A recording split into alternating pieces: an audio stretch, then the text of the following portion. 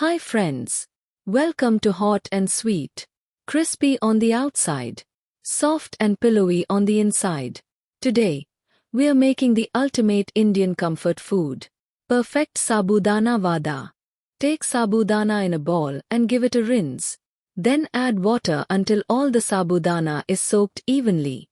Cover the bowl and let it rest for a minimum of 4 to 6 hours. Overnight is even better. This gives the pearls enough time to absorb moisture all the way to their core. Here are your ingredients. Sabudana, tapioca pearls, 1 cup. Roasted peanuts, ½ cup, coarsely crushed. Green chili paste. Boiled potatoes, 2 medium-sized, cooled and mashed. Look at these pearls. They are plump, they've absorbed the water, but they are completely dry to the touch on the outside. Add green chili paste as per your spice.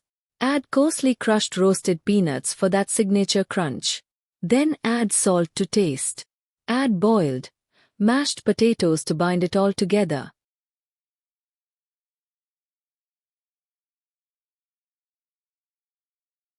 Mix all the ingredients well.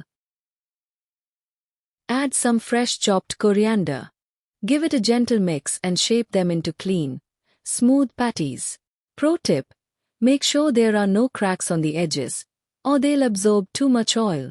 Slide them carefully into hot oil. Fry on medium heat until they puff up and turn a gorgeous, deep golden brown.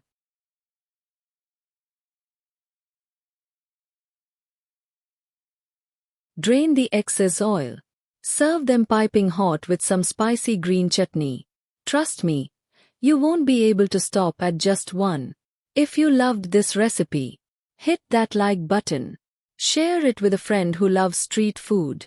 And don't forget to subscribe for more delicious recipes. Happy cooking!